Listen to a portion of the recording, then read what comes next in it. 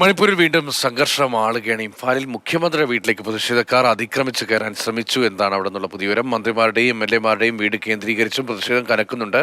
7 ജില്ലകളിൽ അതിനിടെ ഇന്റർനെറ്റ് നിരോധനമാണ്.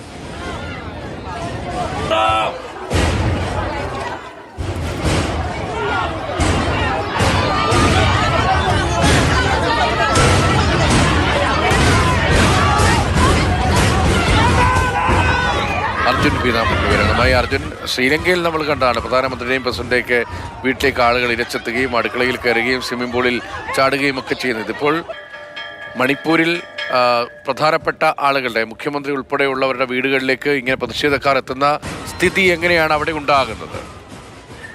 രതീഷ്, മുഖ്യമന്ത്രിയുടെ ഔദ്യോഗിക വസതിയിലേക്കായിരുന്നില്ല, മറിച്ച് അദ്ദേഹത്തിന്റെ ബാല്യകാല വസതി, അദ്ദേഹം കുടുംബത്തോടൊപ്പം താമസിച്ചിരുന്ന വസതിയിലേക്കായിരുന്നു ഈ പ്രതിഷേധക്കാർ ഇന്നലെ രാത്രി ഇരച്ചെത്തിയത്. അവിടെ നിന്നും ഈ പ്രതിഷേധക്കാരെ പിരിച്ചുവിടാനായിട്ട് പോലീസിനും അതുപോലെ തന്നെ മറ്റ് കേന്ദ്ര സേനയ്ക്കുമെല്ലാം തന്നെ ടിയർ ഗ്യാസ് ഉൾപ്പെടെ പ്രയോഗിക്കേണ്ടി വന്നു. മുഖ്യമന്ത്രിയുടെ വസതി മാത്രമല്ല, അതിനപ്പുറത്തേക്ക് മറ്റ് 3 മന്ത്രിമാരുടെയും അതുപോലെ തന്നെ 4 MLA-മാരുടെയും വസതിക്ക് നേരെയും ഈ പ്രതിഷേധം ഉണ്ടായിട്ടുണ്ട്. നിലവിൽ ഈ പ്രതിഷേധം കുറച്ചധികം ശാന്തമായ ഒരു സത്യാഗ്രഹം എന്നുള്ള നിലയിലേക്കാണ് ഇപ്പോൾ പോയിരിക്കുന്നത്. പക്ഷെ അപ്പോഴും പൂർണ്ണമായിട്ടൊരു ശാന്തതയിലേക്കും സമാധാനത്തിലേക്കും കാര്യങ്ങൾ, ഈ ക്രമസമാധാന നില തിരിച്ചു കൊണ്ടുപോകാൻ അവരെ കഴിഞ്ഞിട്ടില്ല. അതിന്റെ കൂടി കാര്യങ്ങൾ ആ പശ്ചാത്തലത്തിൽ കൂടിയാണ് ഇപ്പോൾ കൂടുതൽ ഇടങ്ങളിലേക്ക് ഈ കർഫ്യൂ ഏർപ്പെടുത്തിക്കൊണ്ടിരിക്കുന്നത്. രാവിലെ 5:30 മുതൽ രാത്രി 8 മണി വരെയാണ് ഈ കർഫ്യൂ ഉണ്ടാവുക. ഇംഫാൽ ഈസ്റ്റ്, ഇംഫാൽ വെസ്റ്റ്, ബിഷ്ണുപൂർ, ചുരാചന്ദ്പൂർ, തൗബാൽ തുടങ്ങി 6 ജില്ലകളിൽ കർഫ്യൂ ഉണ്ട്.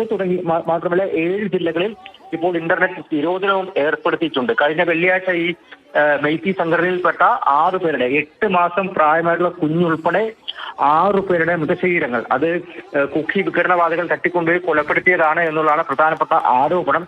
ആ മൃതശരീരങ്ങൾ കണ്ടെടുത്തതിന് ശേഷമാണ് ഈ സംഘർഷവും പ്രതിഷേധവും വീണ്ടും വലിയ രീതിയിൽ, വലിയ വ്യാപ്തിയിൽ ഇംഫാലിൽ മണിപ്പൂരിന്റെ തലസ്ഥാനത്ത് വീണ്ടും സംഘർഷവും പ്രതിഷേധവും ഒക്കെ ഉണ്ടാകുന്ന അർജുൻ പീതാംബരനാണ് അവിടെ നിന്നുള്ള വിവരങ്ങൾ നൽകിയത്.